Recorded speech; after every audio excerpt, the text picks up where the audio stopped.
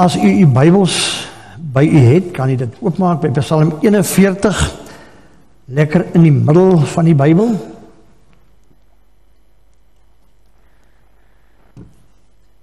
Ek hoop na party mense wat gister by die huweliksluiting was, van Jaco Steenkamp en Janke, dat hulle vanoggend of deur die loop van die dag sal onthou en ook Hooglied sal gaan lees.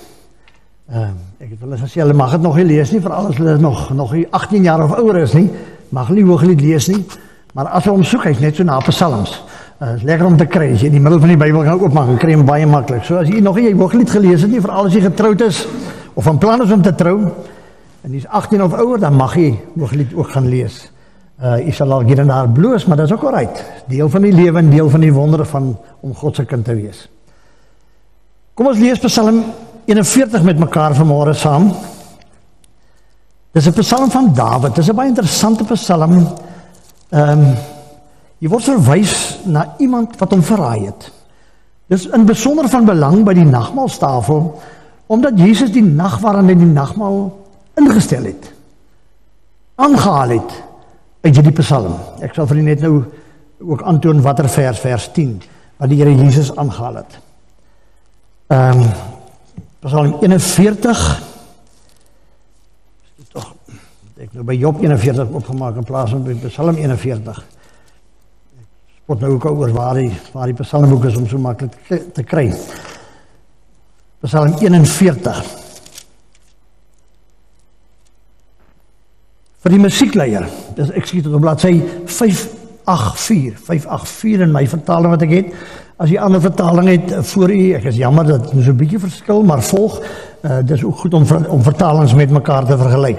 Dit is eintlik 'n gebed, baie mense sê dit was 'n gebed, in die tyd toe het swaar gekry het, waarskynlik geskryf in die tyd toe Absalom, Dawid se seun, hom verraai het, hy het in opstand gekom teen sy pa, hy het 'n rebellie gelei, en jy sal weet, hy het lang vloeiende hare gehad, en hy het met 'n myl onder deur 'n doringboom gery, en toe hy vlug, en die tak het hom letterlik in sy kop gegryp, en daar die leerowerste Joab het hom met 'n spies kom doodsteek daarsom.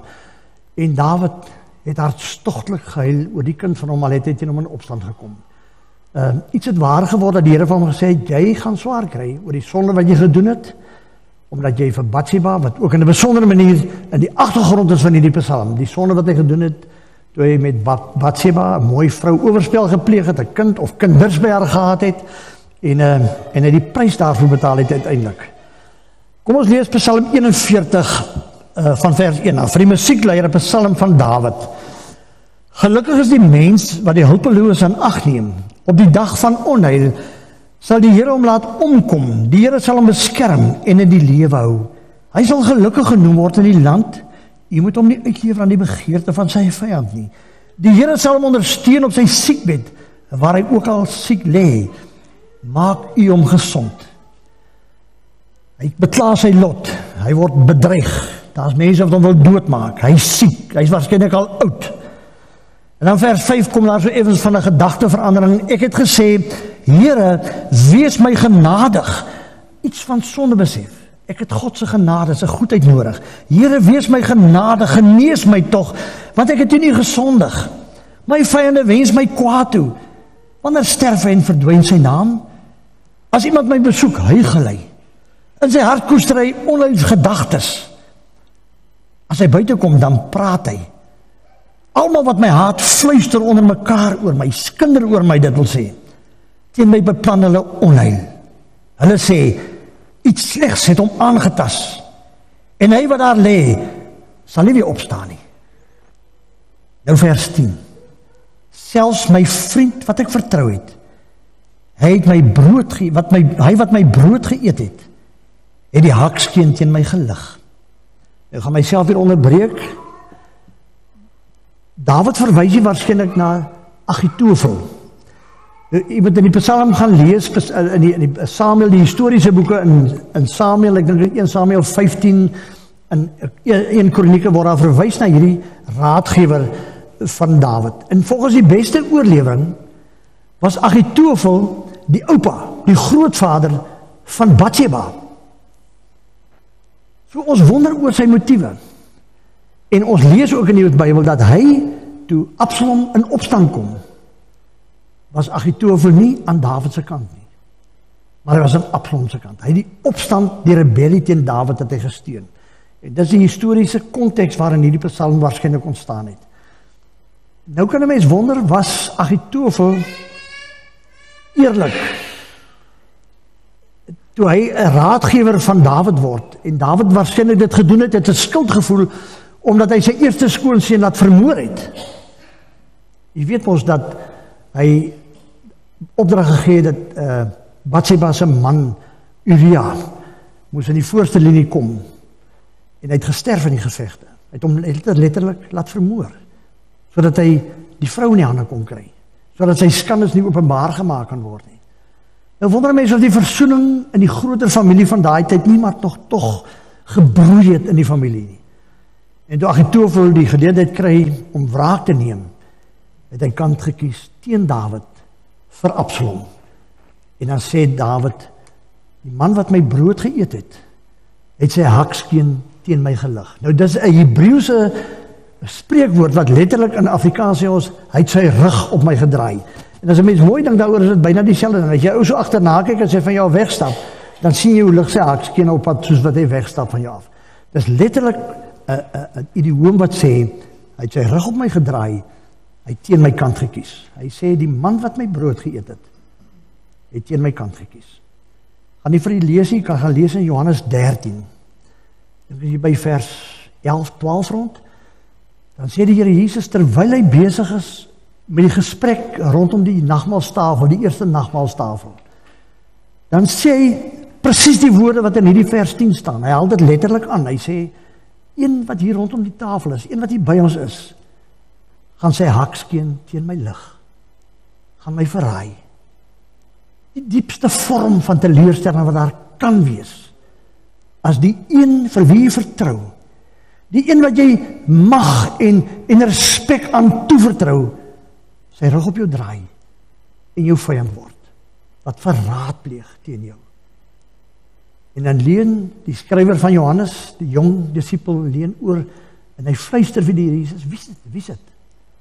En dan sal hy die verhaal ken, dan sê hy, die een wat sy hand saam met my in die skottel steek, volgens die gebruik daai tyd het hy die brood en die wyn gedoop, en dan geëet. Die een wat is, dit was Johannes. So dit is 'n verwysing na Judas Iskariot. En die Here Jesus haal Psalm 41 vers 10, haal hy letterlik aan met die instelling van die eerste nagmaal. En daarom dat hierdie psalm ook so 'n gepaste psalm is, ook in mense se wêreldse omstandighede te herdink, as ons die nagmaal vier. Kom ons lees die psalm net klaar.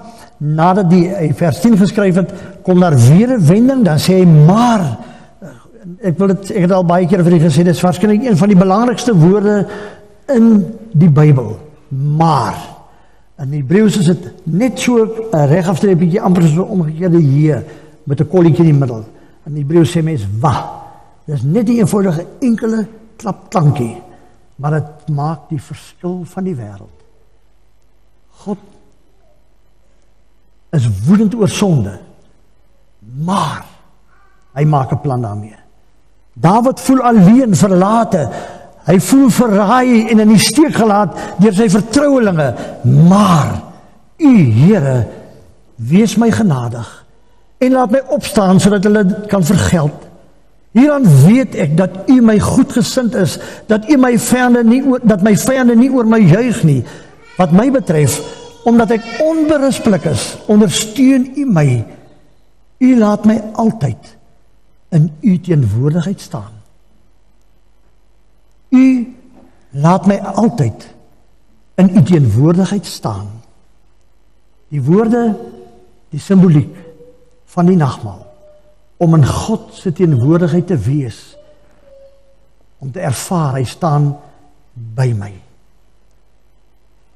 Mag die Here sy woord aan ons seën vanmôre, as ons dit oordink en dan ook hier na die nagmaal gaan vier. Ek kan weet dat die Here weet. In Afrikaans en in Engels op 'n krasser manier gebruik ons dit byna as 'n uitdrukking wat ons nie altyd mooi dink wat ons sê nie. Het seker al baie keer mense gehoor sê, die Here weet ek praat die waarheid. Die Here weet dis nie die waarheid nie. Die Here weet wat is die situasie. Dis inderdaad so. Dit is so. Die Here weet. Maar die Here weet in 'n baie groter konteks. En kan en moet ek weet dat die Here weet. As 'n mens op God vertrou en jou lewe in sy hande plaas, sal God jou nooit teleurstel nie. Sal jou nooit verlaat nie. Gaan nie altyd so voel nie. Gaan nie altyd nie weet nie. In hierdie Psalm van Dawid is daar veral twee aspekte van menslike lyding wat hy baie aandag aan gee. Die een is die diep, intens persoonlike belewenis daarvan. Praat maar met mense wat kanker deurleef het. Praat maar met mense wat 'n kind aan die dood afgestaan het. Praat met mense wat alles verloor het, waarvoor hulle gewerk het. Praat met mense wat seer kry, wat deur 'n egskeiding gaan, wat deur diep waters gaan, diepe teleurstellings, rampe beleef. Dis 'n persoonlike ervaring wat jy eintlik met iemand kan deel nie. Dit maak jou siek. Dit maak jou opgedaan. Dit beroof jou van jou lewensvreugde. Dit bring jou op 'n situasie waar jy later op niks anders kan fokus as dit die swaar kry wat jy beleef nie. Dis 'n intens persoonlike belewenis. En Dawid verwoord dit in hierdie pragtige gedig en lied op 'n aangrypende manier. Maar daar is ook 'n tweede aspek van die ramp en die ellende as dit 'n mens tref. Dis die openbare bekend word daarvan. Die spot. Die skinderveldtogte. Ja, hy het vir ons voorgeskryf. Sy het ons altyd gedink sy's beter. Kyk, daar lê sy. Kyk wat het sy nou oorgekom. Hoe wreed kan die samelewing nie wees nie? Hoe maklik oordeel ons nie?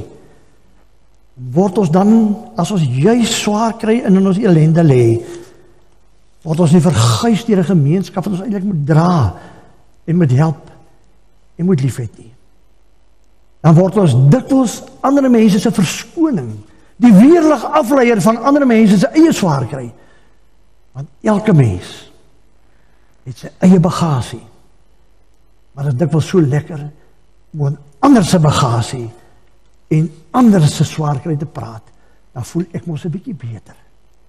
So die diep, intens persoonlike belewenis daarvan en dan die openbare skande, die openbare reaksie op my ellende. Gaan lees gerus weer die Psalm en kyk hoe hy dit verwoord. Kyk hoe wens hy dat dit ophou om te gebeur, hoe dat dit hom moeg maak en hoe dat sy depressie amper toeneem as gevolg daarvan. Die eerste 3 verse erken Dawid en bely hy God se teenwoordigheid in sy lewe. In goeie en in slegte tye. Dis sy inleiding. En sy vers 4 sê hy, ek is platgeslaan. Hy sê ek is soos 'n siek mens wat nie kan opstaan nie. Ek is verlam deur die ellende wat oor my gekom het. In vers 5 tot 9 erken hy sy eie foute. Wees my genadig, Here.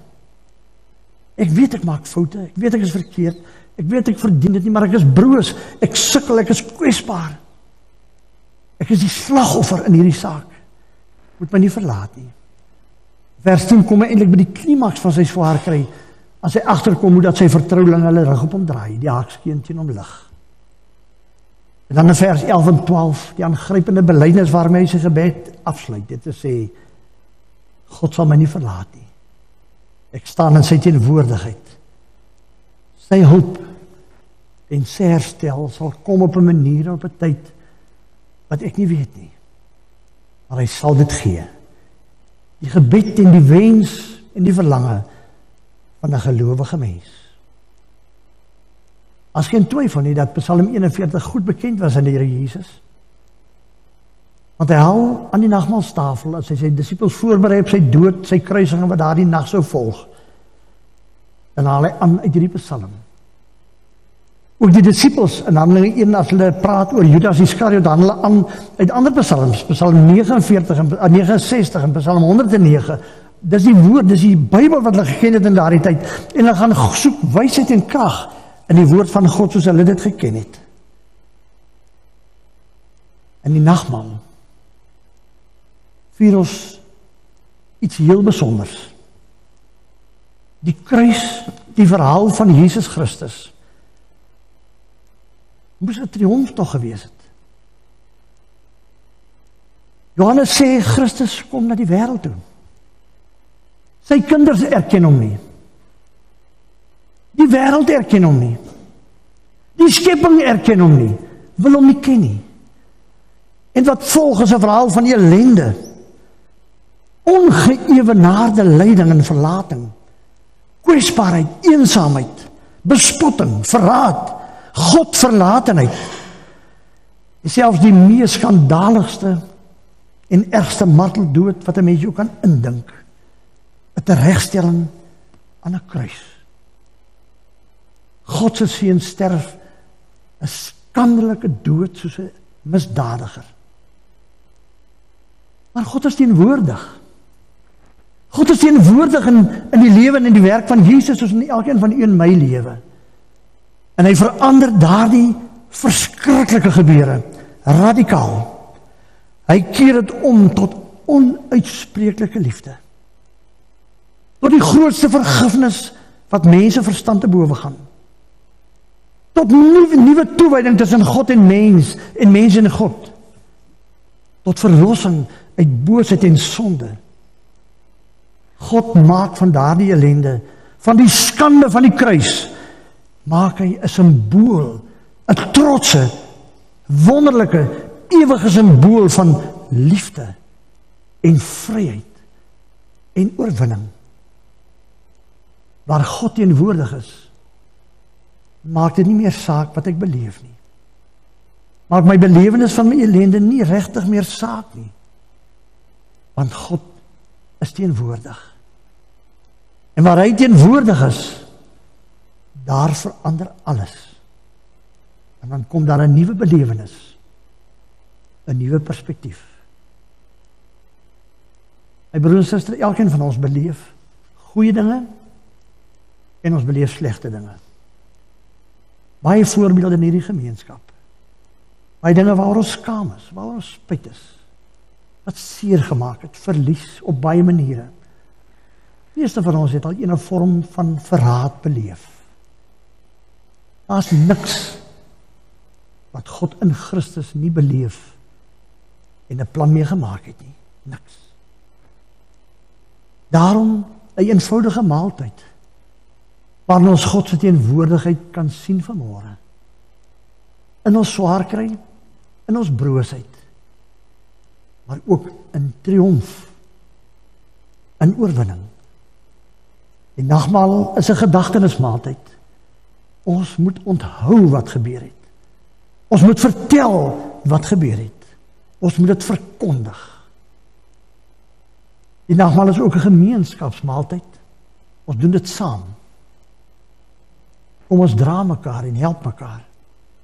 En bo alles is die nagmaal ook 'n maaltyd van verwagting, van uitsien, van opstaan uit my ellende, ontsnap uit my depressie en skande, en 'n nuwe lewe kan lei in die Here. Mag die nagmaal vir u vanmôre dit en meer wees. Ons gaan vanmôre 'n bietjie meer fokus op die verkondigingsaspek van die nagmaal. Ons het vroeër die gebruik, ons het gewoonlik die gebruik dat ons die tekens alles klaar uitdeel en dan saam eet. Dis die klem op die gemeenskaplikheid van die maaltyd. Vanmôre gaan ek vra dat die jagers en die mense wat hier by die tafel by my kom sit, dat hulle eers die nagmaal gaan ontvang en soos ons dit instel en uitdeel, dit onmiddellik eet en drink.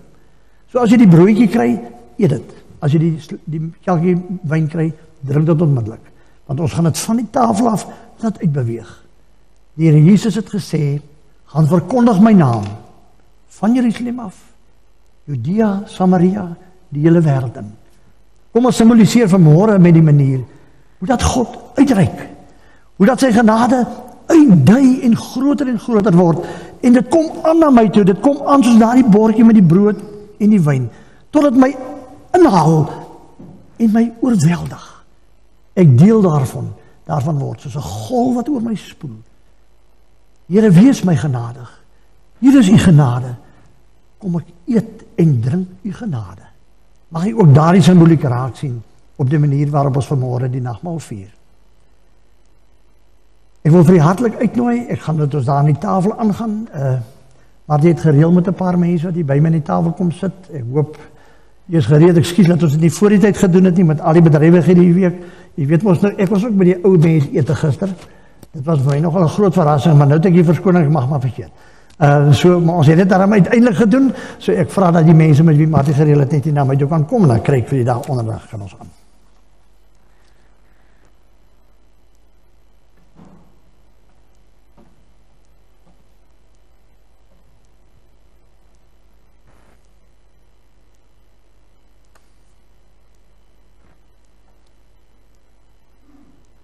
Nee.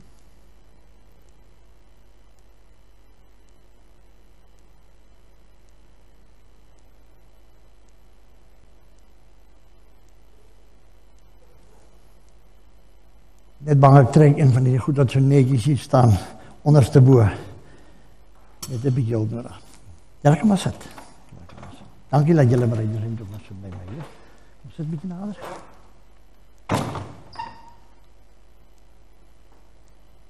Hallo?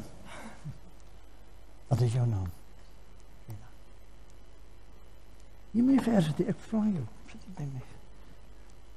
Ja.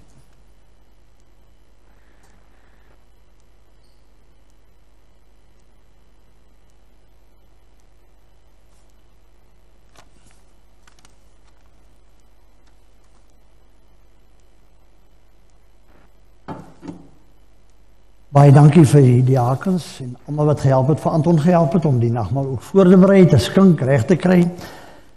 Doodgewone brood, doodgewone wyn, die ligter kelkies aan die binnekant, is sap as jy wil hê. Jy kan nou liewer sap drink, jy's meer as welkom. Hulle gaan in elk geval op 'n stadium op hulle eie proeves maak wyn. Hulle gaan min of meer alles proe wat daar te drink is in die wêreld. En dit is goed dat hulle dit by die huis doen. Dat hulle leer wat is reg en die regte manier om ook die wonder van wyn te geniet en die smaak van wyn te leer ken. En dat dit nie vir hulle verrassing is en 'n verleiding is later nie. So ek dink dit is ook 'n baie goeie ding dat ons nader aan mekaar sit. Ons is hier by mekaar as kinders van die Here en as 'n groter gesin. Mag die Here ook dat vir ons seën aan sy tafel. By die nagmaalstafel doen ons belydenis van ons geloof. En ek gaan vra dat u weer, omdat u meeleef daarmee sal opstaan as simbool dat u sê ek stem saam. Dit is my belydenis. Dan sê ons hardop, ek gaan vir u voor hardop, maar u moet nou asseblief saam met my sê. Dan herhaal ons die woorde van die 12 artikels en dan bly net vir 'n oomblik staan. Dan gaan ek net vir ons kort 'n tafelgebed doen voor ons dan weer gaan sit en die tekens dan gaan instel. Kom ons staan. Ons gaan nou moet omdraai want dit staan daar op die bord. Dat ons dieselfde woorde gebruik. Kom ons sê dit hardop met mekaar saam vanmôre. Ek glo in God die Vader, die Almagtige, die Skepper van die hemel en die aarde. En in Jesus Christus, sy eniggebore Seun, ons Here, wat ontvang is van die Heilige Gees, gebore is uit die Maagd Maria, wat gelei het onder Pontius Pilatus, gekruisig is, gesterf het en begrawe is en ter helle neergedaal het, wat op die derde dag weer opgestaan het uit die dode, opgevaar het na die hemel en sit aan die regterhand van God, die Almagtige Vader, van waar hy sal kom om te oordeel, die wat nog lewe en die wat reeds gesterf het. Ek glo in die Heilige Gees. Ek glo aan 'n heilige algemene Christelike kerk, die gemeenskap van die heiliges, die vergewing van sondes, die opstanding van die vlees en 'n ewige lewe. Here, ons bely u naam. Ons wil sê vir u, vir mekaar, vir die wêreld, dat ons glo. Ons glo in Jesus Christus, in God die Vader en in die Heilige Gees. Nou gaan ons hande uitsteek en gaan ons met ons geloofshand aan u raak, vir u sien, vir u proe. Dankie vir die genade, ook in die sakrament van die nagmaal. Al verstaan ons die wonder en die geheimenis daarvan nooit heeltemal nie. Dankie dat ons iets kan beleef van hoe en wie u is. Hoe groot en wyd en hoog en diep u liefde en u genade is. En hoe naby u aan elkeen van ons is en wil wees. In goeie en in slegte tye. Here, dankie dat ek vanmôre kan weet dat u weet. U weet alles van my. U ken my. En u is by my. in u naam alleen. Amen. Ek kan maar weer sit. Ek vra dat almal wat gaan deelneem aan die uitdeel van die gawes, van die tekens, die diakens, en wie ook al wil gaan help, net hier na vore sal kom, ook asseblief. Ons diakens, kom net hier na vorentoe. Dankie Koen.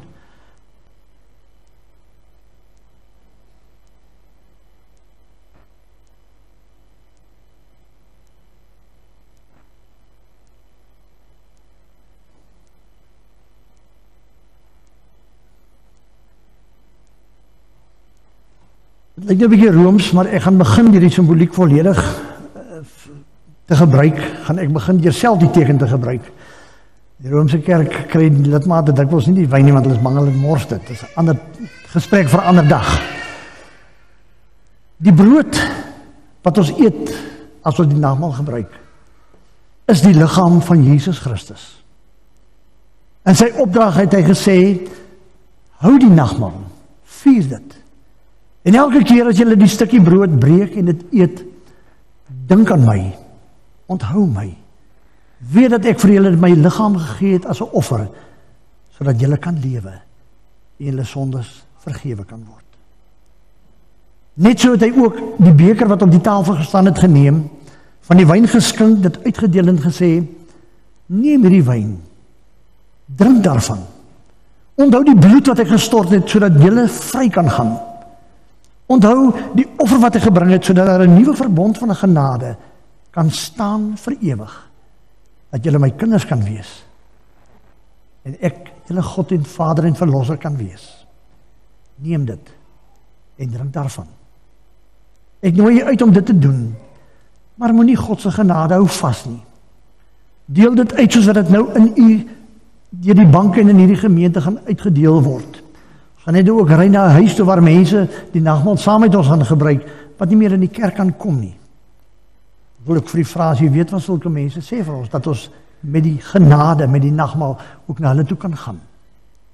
En mag u weet, dat die Here van u weet, in goeie tye en in slegte tye, en dat hy altyd teenwoordig is. Mag u dit beleef, mag u dit weet en glo.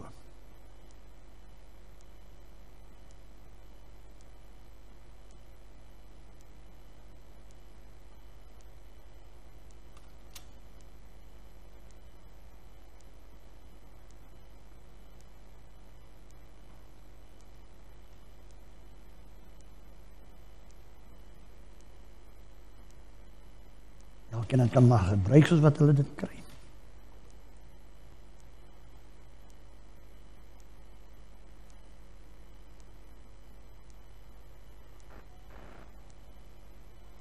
Dit is baie algemeen dat die klein stukkie brood in 'n mens se mond mos nou voel later soos 'n halwe brood. Dit word al groter en groter. En dis hoekom die Jode wyn gedrink het saam met die brood. En jy sal onmiddellik agterkom dat as jy 'n slukkie wyn vat, dan raak die stukkie brood sommer weg. Dit help.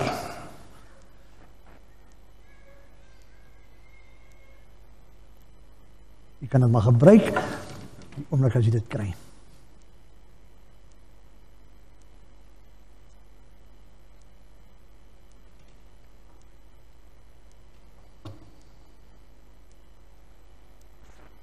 Gelowiges in die Here Jesus Christus, ontvang die gawes van die Here, soos wat dit verteenwoordig en gesimboliseer word in die brood. Julle kan maar begin uitdeel, dankie. Gebruik dit, moet dit nie hou vas nie, deel dit uit, beleef dit, gaan leef dit uit, en vertel vir die mense, God weet van elkeen van ons.